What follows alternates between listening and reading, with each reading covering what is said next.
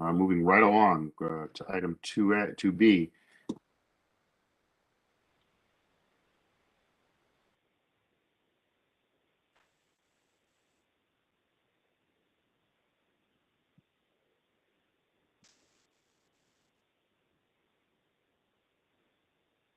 We lost you there for a moment, Mr. Chairman. Oh, I'm sorry. I'll turn it over to you, Mr. Ledwith, to talk about the Elmwood Community Center feasibility study. Thank you, Mr. Chairman. Good morning, Town Councilors, Rick Ledwith, Town Manager. It's a pleasure to introduce our Community Planning and Economic Development Committee to our partners, really at Tecton Architects, who we have selected to assist our community with the Elmwood Community Center and Library feasibility study. We engaged Tecton back in the late spring, and the primary reason we selected Tecton is because of really how closely they align with our vision for this critical project to West Hartford. We have essentially two teams working with Tecton. We have myself, Helen Rubino-Turco, Laura Ermshire, Bob Palmer, and Catherine Deviney, who work with our advisory committee. And then we have a working group that meets every other week, including right after this morning's meeting. And that includes staff from Leisure Services, as well as our senior center. Our advisory committee is comprised of 25 representatives of our community who represent various boards and commissions, and this committee has met twice this summer. This morning, we wanted to provide the committee with an update on our progress to date, as well as our next steps. Our goal will be ultimately to provide the town council with a feasibility report later this fall with final recommendations, but we will certainly keep the committee apprised of our progress throughout this phase of the project. Through you, Mr. Chairman, I would like to introduce, I guess I'll turn things over to Eddie Wadowski, who is our project manager, and he can introduce the rest of the Tecton team that's with us this morning. We have Antonia, Jeff, and I think Ernest is with us as well. So Eddie, I'll turn it over to you through you, Mr. Chairman. Thank you. Perfect. Rick, thank you so much. Great introduction. I think you summed up everything and kept me from having to go over some of the stuff in my first couple slides. If it's okay with you, I will show a PowerPoint presentation. Should be able to share my screen.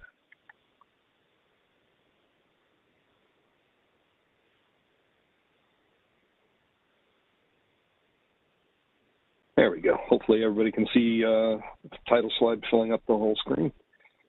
Okay, so yeah, we're gonna quickly introduce you to the team. I'm gonna try and fly through this as quickly as I can. I know I'm trying to be respectful of everybody's time. If there's anything I don't touch on long enough, I'm happy to go back. We can also provide the presentation so that you can review it at your leisure. But tell you a little bit about the project, talk about our work with the advisory committee, as Rick said, what we've done to date, and then kind of where we're headed. So Jeff Wazinski is our principal in charge, Ernest Nepomuceno, our senior designer, Antonia Ciavarella, architectural designer. Those are all joining me here on the call. For the most part, the four of us have been the ones doing most of the work. We have been coordinating with mechanical, electrical, plumbing engineers, civil engineers, structural as needed, but for the most part, this is the crew that's working on the project. Really quickly about Tecton, for those of you who may not know us, we are located in downtown Hartford, right by the Colt building. We've been in business for over 40 years, firm of 50 people, and a lot of repeat work, a lot of familiarity with projects in the West Hartford area. So these next couple slides are some ones that we showed when we interviewed for the project. As Rick said, I think we hit the pulse of what kind of the project was feeling.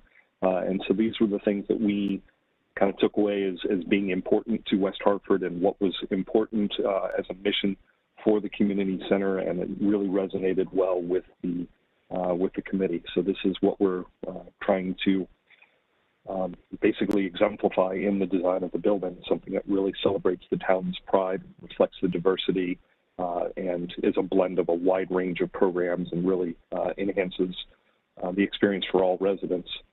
This was a very early, this was for the interview, so this was before we even sat down and talked to anybody, but a kind of a concept of a new building on the hill blended into the landscape, a modern building with natural materials, really spoke to the committee. And I think everybody really, when they saw this, started to kind of get really excited about what the project can be. So the advisory committee, as Rick mentioned, it's a wide range of people. These are all appointed by the mayor, so it's a wide range of groups, and they are essentially supposed to be the spokesperson for that group. We've tasked them with going back to their groups to meet with them, to hear what their constituents have to say, and to provide us with feedback, so a lot of back and forth. It's been a really good dialogue over the last couple months.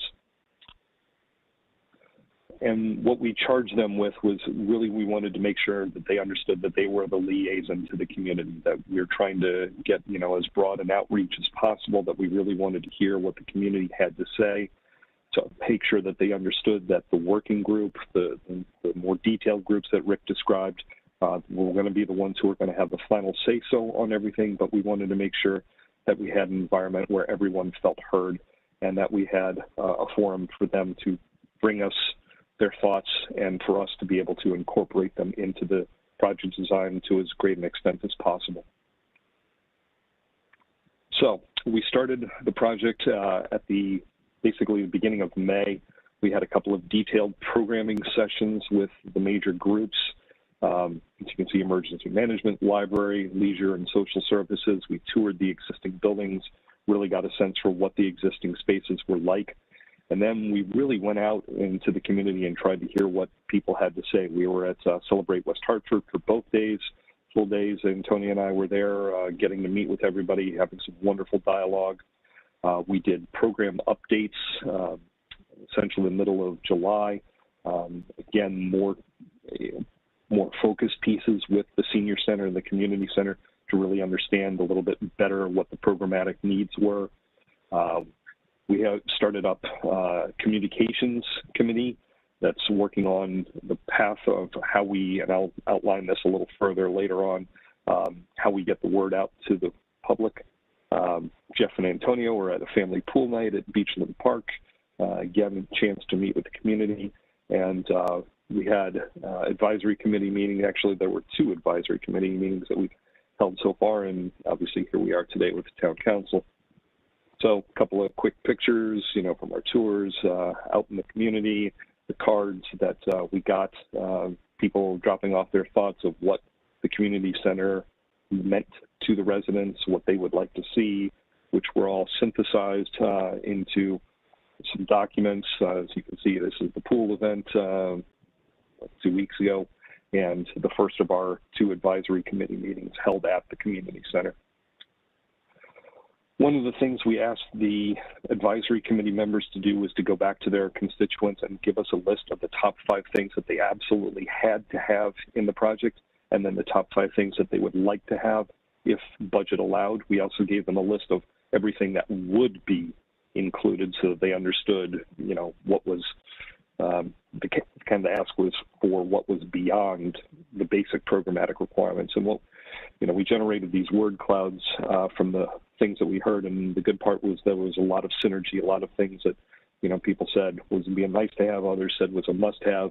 For the most part, it integrated very well with what we had already in the programs, some fine-tuning, but for the most part, I think we had everything fairly well incorporated. And so this, you know, these were kind of the major categories of spaces that they were looking to have. Again, that's all been kind of integrated, and as where we are right now, the kind of the background of this is a very detailed Excel spreadsheet that lists all of the spaces, their sizes, their quantities, and we've been working on refining that. But essentially now we're starting to get into how we lay things out, and what we're really seeing is kind of some flexible spaces at the core of the building that all connect to the individual uses, where there are spaces that are specifically for each group, but intending to have kind of trying to get the most bang for our buck really is to have spaces that can be used by as wide a range of groups as possible. Very quickly, I want to show you some thoughts as we look at the site. You know, Beachland Park is the property, the parcel, the large parcel on the right side of the screen, and 100 Mayflower, where the community center will go, is on the left. North is up in this case. One of the things we really want to do has been brought up by a number of people is to enhance the connection between the two properties and really make this one cohesive town facility so that the park and the community center are extensions of each other. As you can see, there's a little bit of a topography change, so something we have to kind of keep in mind that that delta of 10 feet or so from one property to the other as we get into our site planning. We want to make sure that we stay out of the regulated wetland zones, orient the building for maximum solar energy, solar efficiency. Sustainable design is at the forefront of a lot of our thinking, a lot of the town's thinking, and we want to make sure that we're building in passive strategies that help us in that regard, and then being respectful of the existing vegetation. There's some old, mature trees that we want to make sure that are not impacted. We took a little bit of a diagrammatic examination of the Beachland site, kind of what the different activities are in different areas to try and understand, how we might lay out our site to build some synergies with those pieces of the program. So some initial things, obviously we know we have residential on really the entire west side of this, so trying to make sure that we have properly landscape buffers and that we have a building that's, respectful of the neighbors. Looking at traffic and how do we access the site from both Quaker and from Mayflower, and what happens with the circulation internally on the site. Again, the solar orientation. And as I mentioned, trying to look at, where do we want to place program elements on the site that work well and connect well with the Beachland property. So in terms of the existing building, we are exploring a number of different options, and certainly we are going to look at reuse of the existing building. We assume that there are likely some cost savings in doing so by reusing the existing shell, but there are a number of difficulties. So just kind of want to make you aware of some of those. First of all, we know it's going to be much smaller than the program that we're looking for, so a sizable addition would be needed. There's concerns with accessibility because nothing is at grade. There is no elevator. The gym is at a different level from the building. The multi-purpose space existing is in the basement, so access is tough, and there's a whole myriad of columns down there. And then you can see there's a number of other things from low floor-to-floor heights and hazmat and building shells. So there's a number of things that are going to be difficult, and quite honestly, we'd be surprised if this really winds up being the strategy. There's already, I think the last one is important to mention, is that there's already frustration with the existing community center being forced to work in an old school, and we don't want to spend a lot of money and make them feel like they're still having to suffer that same issue. So in terms of where we're headed from here, we are continuing to work with the advisory committee. You can see we still have 2 more meetings with them. We have 2 public events, one at the farmers market and then another pop-up event, perhaps at the community center in September and October. We're continuing to work with the program and with the working group. We've established a project website and a project email so everybody can see what we've been doing and has the ability to provide feedback. As I mentioned, the communications committee is working very diligently. We are trying to get the message out in a multitude of ways, from emails, on the website, which are social media posts. The library is including updates in their weekly newsletters. There's printed flyers and posters at a number of locations, and we're looking at a few other kind of more focused, larger spread methods for some focused opportunities. Sorry, trying to go quick. I get tangled over my tongue after a while. So what we're working on now, as I mentioned, is we're looking at the site analysis and starting to kind of figure out how does the building fit on the site and how do we mass everything.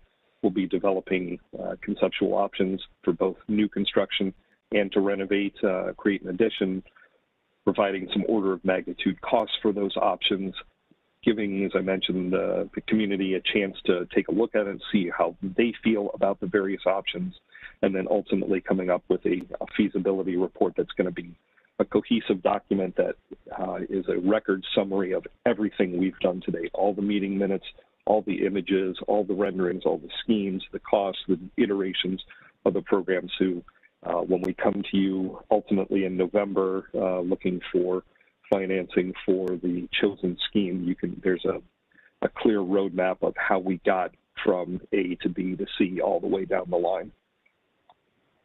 And that, how'd I do? 15 minutes, not too bad.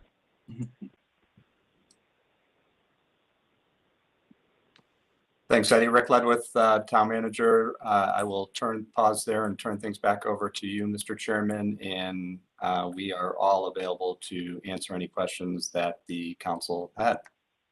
Thanks, Eddie. Thank you, Mr. Wildowski. Thank you, Mr. Manager.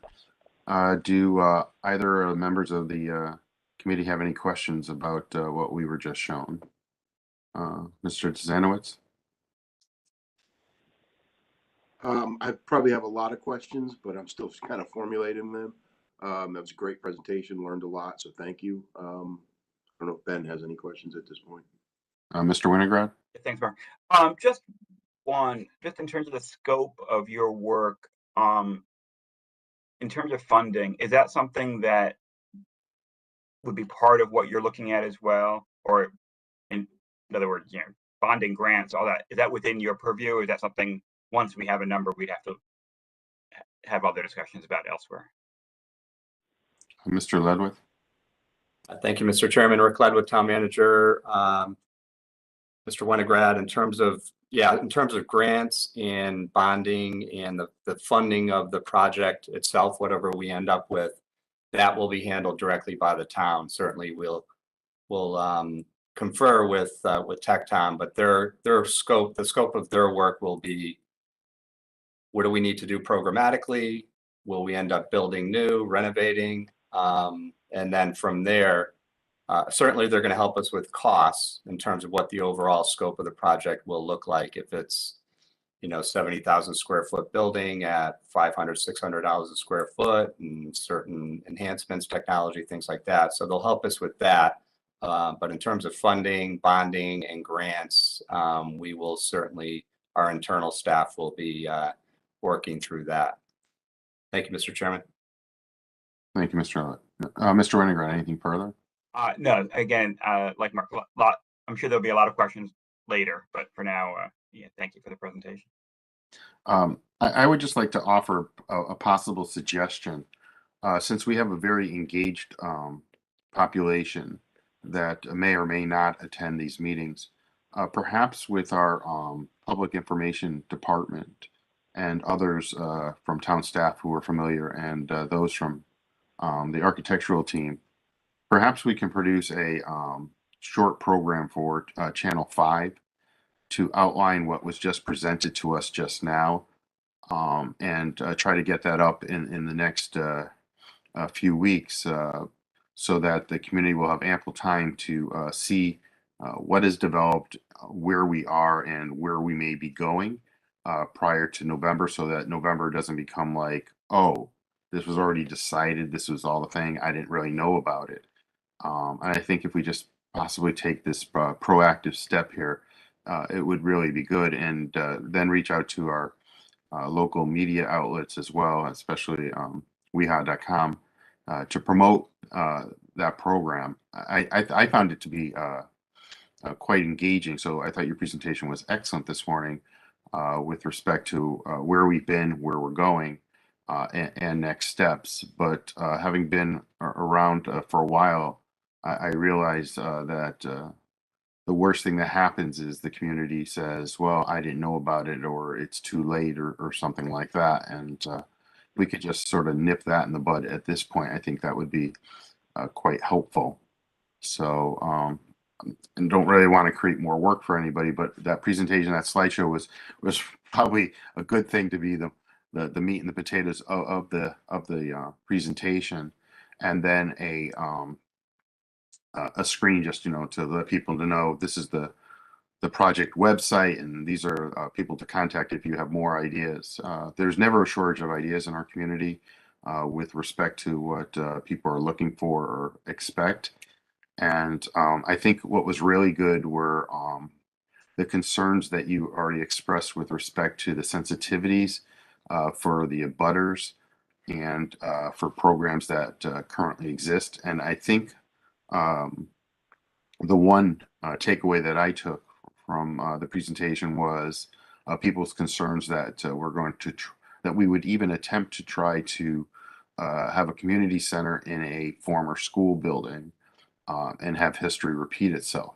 So while that building has served us well over the years, that came across this morning as in a negative way.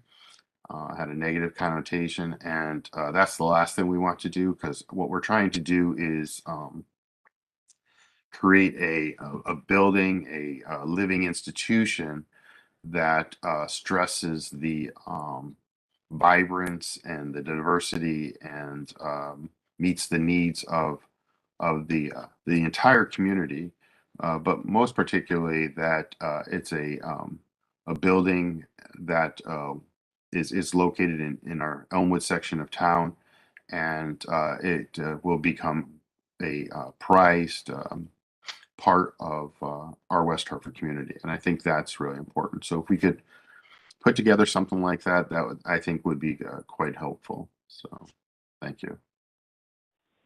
Thank you, Mr. Chairman. Rick Ledwith, Town Manager. Excellent advice. We've started talking through some of the communications that we're going to start getting out into the community. Had an opportunity to meet with Renee McHugh, our public relations specialist. Certainly adding our partners at WHCI TV is important as well. And we are meeting right after this meeting this morning. So we will continue that dialogue with our internal committee, and you'll see more to come in the coming weeks. Thank you. Helen, looks like you had something you wanted to add through you, Mr. Chairman. Ms. Rubino Turco. Thank you. And Mr. We really appreciate the suggestion. We do have a presentation to the seniors coming up on September 8th, and we are going to tape that, film that presentation, and we'll have that up as well. But I think a separate one that's just a presentation with maybe some frequently asked questions would be a great idea. Thank you for that. Thank you. And while I think that this meeting and other council subcommittee meetings are well watched throughout the community, I just know that that's usually not the case. And I know that our viewership this morning, while we might want to think that we're competing with the early news shows, we probably come in last place this morning. So, but thank you, everyone. And it's good to see everyone's smiling faces still through this entire thing. And it does promise to be a very positive thing for our community. And it will be, I think, a gem that people will appreciate for generations to come. So I appreciate all the hard work to date. And I would say, Mr. Wadowski, that was probably one of the best presentations I've heard in quite a while with respect to a project. So thank you for your professionalism and for your thoroughness. It's duly noted. Thank you. It's very kind. It's great to have a good team. Couldn't have done it without the folks that didn't speak this morning. So, all right. Well, thank you. We're going to move right on to staff reports. I guess you're welcome to stay if you want, but if your team wishes to work on other projects that are making you more dollars for your bottom line, we totally understand. They actually have to get in their cars and drive here for a 9 o'clock meeting. So, all right. Well, just drive safely. In 20 minutes. Okay. We'll move on to staff reports. Mr. Ledwith. Thank you, Mr. Chairman. Rick Ledwith, Town Manager. I will turn things over to Mr. Martin, our Director of Community Development, who will hit a couple of highlights in his report, starting with the center infrastructure project that we are about to, another major project we are about to embark on, especially with all the activity that's happening in the center these days, a very important one for our future. So I will, through you, Mr. Chairman, turn things over to Mr. Martin. Good morning, Mr. Martin. Good morning, everyone. Dwayne Martin, Director of Community Development. So yes, I'm gonna start off first by just pointing out that we have a couple other staff here available to answer any detailed questions on any of the topics that I go over, or any other questions that you may have with the department report. Greg Summer, the town engineer, and Tim McClochie, the chief building official. Todd DeMay is away on vacation, so unfortunately he's unavailable. But yes, I'm going to start off with first of a few projects. I'm going to share my screen. So hopefully you guys can see the map there. So the first project is the West Hartford Center Infrastructure Master Plan, which is a mouthful. I created that job title. Now I hate it because it's so wordy, but just an explanation as to this project, how we got to where we are. As you're well aware, the center, particularly Farmington Avenue in the center area and LaSalle Road, has been, as I refer to it, beaten up by a lot of projects, mostly utility related, going on for several years. And the pavement is in need of repaving, which was scheduled a while back and is coming up, followed by the sidewalk infrastructure, which was installed quite a while ago, and we've been doing piecemeal repairs here and there. The street trees are at the end of their useful life, kind of a hodgepodge of street furniture and amenities. And then we came into the pandemic and we modified LaSalle Road. We expanded the outdoor dining, which was very successful. We experimented with back and angle parking, just a lot of activity going on within a fairly short period of time. So the idea of doing a master plan came up, focusing on the center. So the limits of the plan are on the map that you have in front of you. So they include Brace Road to the north, Farmington Avenue, Troutbrook Drive to the east, Woodrow Street to the west, Ellsworth and Burr Street to the south. A lot of that area has some shared infrastructure elements. So rather than looking at just LaSalle and Farmington and do the piecemeal approach that we've been doing for years, we thought it best to look at the area in its entirety and come up with a plan or a selection of different infrastructure options that we have. And recognizing that it is the center area, but a lot of those elements that could come out of this plan could be used in other parts of town. So it is focused on this area, but it could be applicable to other areas. Once the plan is completed by our consultant, we are immediately going to use it. And part of this plan or this project was to come up with a design for LaSalle Road from and including the intersection of Ellsworth heading north to and including the intersection of Farmington Ave, and then Farmington Ave from Walden Street going through the big intersection with LaSalle all the way to the intersection with Main Street. So those will be reconstructions, including the sidewalk areas, street trees. As I mentioned, the project also blossomed because, as you may have heard, there's been some complaints regarding traffic in the center and parking issues and ride shares and double parking. And so it then expanded to a traffic parking evaluation for potential improvements, including our surface parking lots that are within the limits of the plan, as well as the two town parking garages and even the private parking garage at 29 South Main, if applicable. We're also looking at options for what we call the alleyway in between LaSalle at Arapahoe and South Main at Memorial. Can that be opened up and repurposed if the property owners agree, because it is private property through there? So the plan has a lot of different elements, but it's nice that we will be immediately putting it to use with respect to LaSalle and Farmington Avenue's design. So we're hoping to have the design for the reconstruction of LaSalle Road done through this winter and have that go into construction next year. And then we'll follow with the following year with Farmington Avenue. Obviously, it would be very challenging to do both of those roads in the same construction season. They're going to be challenging as it is. So I'm going to show you next. This is a very preliminary schedule for the project. Project officially kicked off at the end of June. We had a kickoff meeting with the consultant Stantec, who is a fairly well-known consultant. They have quite a bit of a Connecticut presence. They've done a lot of work in Hartford, New Haven, et cetera, on very similar projects. So they quit July because it's really the end of June, but July was the project kickoff. We've been having bi-weekly meetings with them. For the most part, the effort so far has been sharing information with them so they can formulate the approach. And they're getting into the public outreach phase. which is the most important thing to get across today. So we are creating a project email. We will be putting information on the planning division's website. We figured that was the best spot. People will hear about a plan, they'll think the planning division. So it'll have its own information, and that will be populated more as the project continues. And then we're targeting information to the public as an announcement for the project, but also for a gathering in September. So we're targeting September 20th or 21st. We haven't picked the date just yet.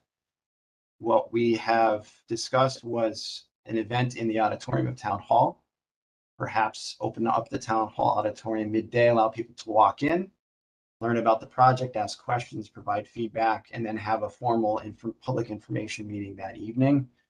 We have also generated a stakeholder list for business owners, residents, associations, anybody that we think would have information to provide to us or provide feedback to them. We're going to have workshops set up with those stakeholders to have information go back and forth. So you can see on here as well, I mentioned the traffic and parking analysis.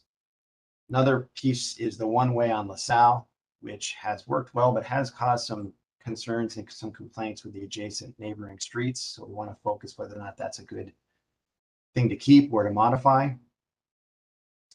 And then they do have wayfinding in here, but that will be handled under a separate project. Concept design for streetscape, and then the design element, 30% design to bid documents. Those are related to LaSalle and Farmington Avenue construction projects. But the master plan itself should be done in approximately a year. But like I said, it won't just sit on a shelf. It will be put to immediate use, which is good for the town as well as the consultant to showcase what comes out of the plan. I'll pause there if you have any questions before moving on to the other projects that I want to highlight. Are there any questions? Mr. Zanowitz?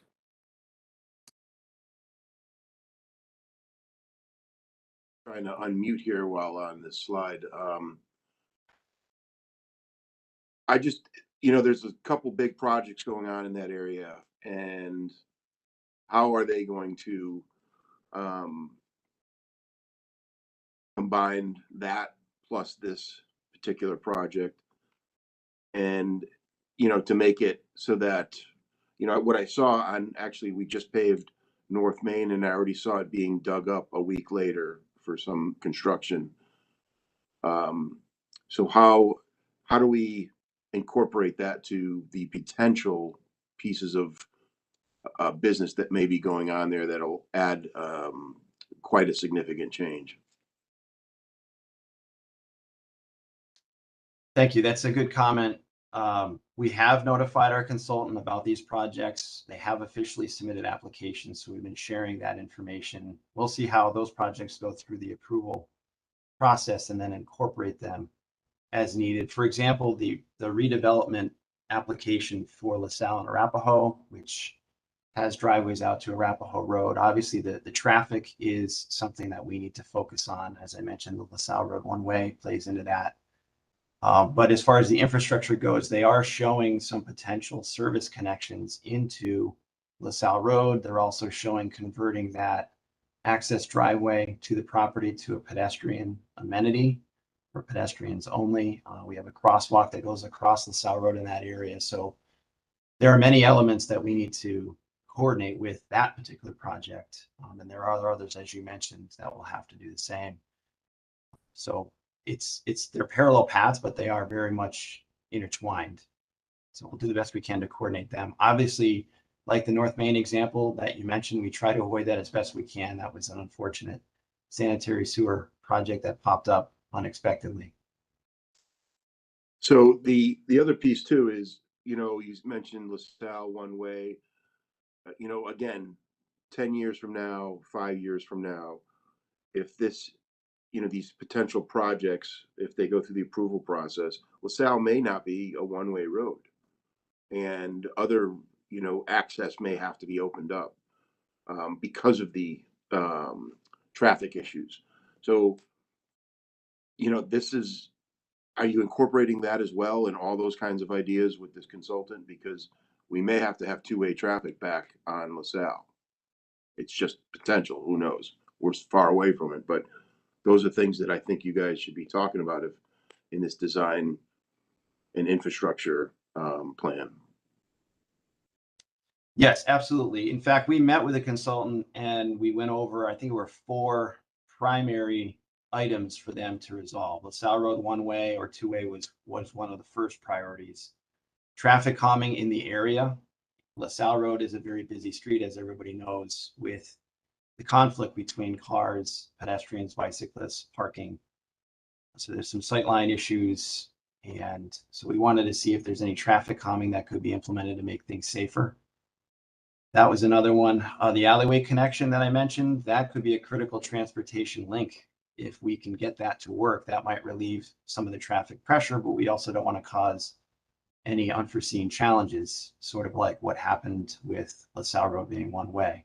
So absolutely, they are definitely going to be looking at all those, and not just short term, they're looking at it long term. They're doing horizon analysis to say different scenarios. If you have further development or changes in the area, these are the things that should be looked at. We're also looking at the parking lots, access to the center parking lot in particular. Could there be modifications done to that access arrangement that would help these scenarios? Parking lot is privately owned, including the driveway, so it's complicated, but at least they can weigh in on it and say that it's something that we should consider now or in the future. Thank you very much.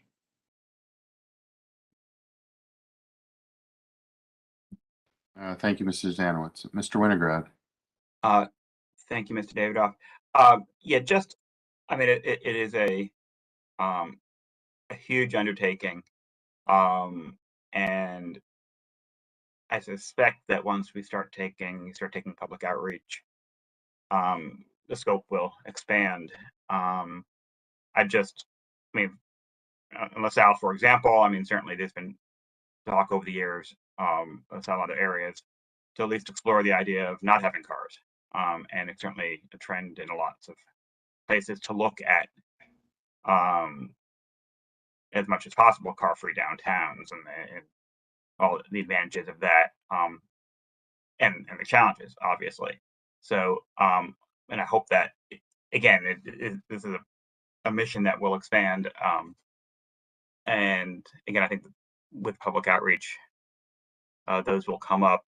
I hope that's at least discussed, as well as sort of intersection design issues, particularly at Main and Farmington, and at Farmington and Trout Brook. And I see those are sort of on the edge of the map, but I assume those intersections are part of it. So, you know, I appreciate the undertaking. We'll see. You know, sort of, this seems realistic. In the past, I've questioned whether or not the projections at the time are fair, and this might take longer, because there's an awful lot to try to come up with something that is going to work. And to Mark's point, especially with the extra development being planned or hoped for. So look forward to hearing more about this as it moves along. Thank you.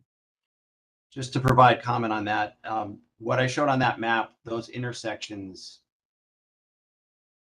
that are on the screen now, every intersection that's shown on this map is included for traffic analysis and potential recommendations for improvements as part of the plan. And yes, this project is not without its challenges as far as the scope goes. Similar to the Elmwood Community Center, I think we're going to hear a lot of nice to haves or want to haves. We'll have to focus on the need to have at least first and see what we can come up with from there. I also want to mention that this is an ARPA funded project. The plan cost is approximately $400,000. And the reconstructions of LaSalle and Farmington that I mentioned early are also planned to use ARPA funds for those. Okay, if there's no further questions, I will move on. Thank you, Mr. Martin. All right, I'll stop sharing. So the other one should be quicker. So I wanted to talk about our City View upgrade. we use CityView mostly for our building inspection division to handle permit processing.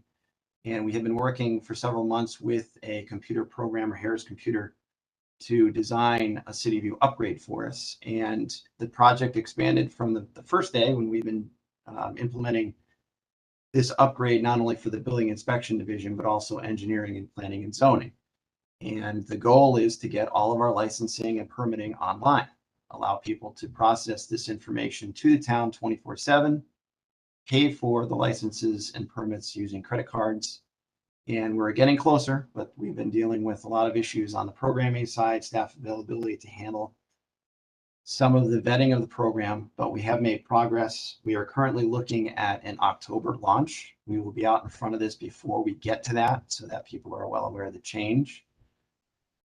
This will also get us into a paperless application, which will help with the paper problem that we have, which is unsustainable at this point. I mentioned the announcement. Another thing to point out is that each of those 3 divisions that will have this upgrade will have kiosks set up in their respective divisions. So if somebody were to come into the office, they can still apply online, if you will, and pay with a credit card. Those kiosks will be set up for some period of time for customers to use. So more to come on that. The next project that I wanted to mention is a good one, which is Trooper Trail Phase 6. As a reminder, Phase 6 goes from Fern Street to Farmington Ave. I'm sorry, Fern Street to Duffield Drive. This will be an extension of what was just done, which finished at Fern Street. So Trooper Trail Phase 6 is out to bid. Again, that's from Fern Street to Duffield Drive. The bid opening is September 13th. Fingers crossed on the bid results. We're hoping to go into construction starting this fall. We will not be able to finish the construction if it starts this fall until next spring or summer. Well, they may be able to do certain elements of the construction in the wintertime, similar to what we did for Phase 5. So exciting project to continue the construction of the trail. Next project is Fern Street Bridge. This was on the agenda last night at the town council meeting for the easements. So once the easements get approved for the town manager's signature, we'll be able to submit final design documents to CROG, eventually to the state, get our commitment to fund and go out to bid. The Fern Street Bridge near Fernridge Park is going to be completely replaced. So we're hoping to start that project this fall, but we'll see how the rest of the steps go going forward to get that into a construction project. That construction, depending on when it starts, could take a year to 18 months to complete. It's a staged construction, so Fern Street will remain open at all times with alternating traffic and a temporary traffic signal. The first 2 phases are work within the road to fix and replace the bridge. Second 2 phases are actually in Fernridge Park, involving the pond, the water course, the pedestrian bridge, and other elements in that area. So more to come on that project. And the last one that I wanted to mention or will mention is through our FEMA efforts related to flooding, the town has a community rating system that we are involved with. And the community rating system allows the residents and property owners in town to reduce their flood insurance rates. So it's an effort that the town staff takes on every year. One of those elements of that effort is to notify property owners that they are in a flood zone and certain things that they can do or shouldn't do, depending on the activity, to make sure that the flood prone is reduced as much as possible. So letters are going out. This is an annual effort we do for parts of the town through our planning and zoning division. Just wanted to mention in case you have any questions or if you hear from any of your constituents. And with that, that will conclude the Community Development Department report. Happy to answer any questions. Thank you, Mr. Martin. Are there any questions? Mr. Winograd. Just one. Thanks for the report. Can you just remind us the other part of the bike trail? I think the only remaining one. What the status is? The connection to Park heading south. Sure. There's actually 3 sections. I'll go over them quickly. So after the Phase 6 is done, yes, there is one that we call Phase 3, which is Park Road down to Jackson Ave. That is being designed by the engineering division staff. We do have grant funding for most of the construction already in place. We are hoping to be in construction next year for that. It's been a little bit of a challenge to get the staff time to design that, but it is from Park Road down to Jackson. It will involve actually narrowing Troutbrook Drive, pulling the curb line in to create space for to make sure that it's a trail off the road. We did look at different elements or alternatives and selected this one. So it's a pretty long section as well, and it'll be a pretty extensive construction project because it involves moving the curb, catch basins. It affects a few driveway, to I think 13 properties, guide rail fencing, et cetera. But we're hoping to have that piece under construction next year. And then there's another section from Duffield to Asylum, which we call Phase 7, which will get us to Asylum Ave, parks in that vicinity. And then we're also working with the property owner for the former Yukon campus, looking at an extension from Asylum Ave going north along Troutbrook Drive. So we're hopeful that that connection can be constructed as part of their redevelopment. Great, thank you. Thank you. Anything else? Anyone else? No? Thank you, Mr. Moore. You're welcome. Next item on the agenda is future agenda items. Does anyone have anything they would like to have us consider? Okay. Before we adjourn, is there anyone who would like to ask any questions or make any comments prior to adjournment?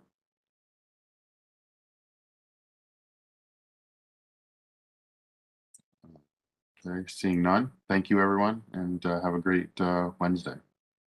Appreciate Thank you. everyone's Thanks, everyone. participation. Thank you.